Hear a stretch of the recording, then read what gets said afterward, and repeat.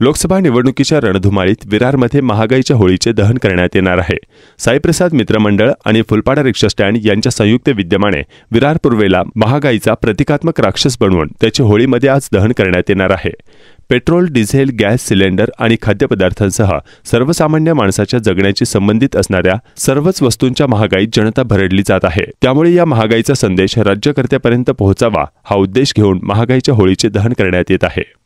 2014 मध्ये जनतेने काँग्रेसला तुकरावून बीजेपीला कौल दिला। जनतेला वाटलं कुठेतरी फरक पडेल, पण महागाई काही थांबली नाही, महागाई वाढतच गेली आणि जनता या महागाईच्या बोजाखाली इतकी दबलेली आहे का त्रस्त झालेली आहे आणि ती महागाई आज एक राक्षस रूपी बनलेली आहे।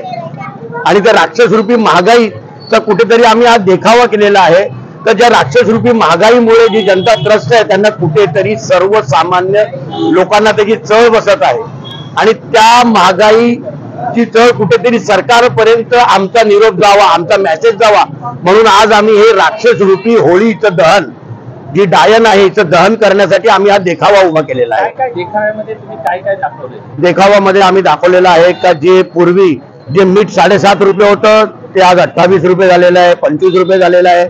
जे पीठ होतं ते महाग झालेलं आहे। त्याच्यानंतर जे तेल होतं, खाद्य तेल होतं ते 70च्या आसपास होतं ते आज 110 120च्या आसपास येऊन पोहोचलेलं आहे। पेट्रोलचे पण भाव दुप्पट तिप्पट झालेले आहेत।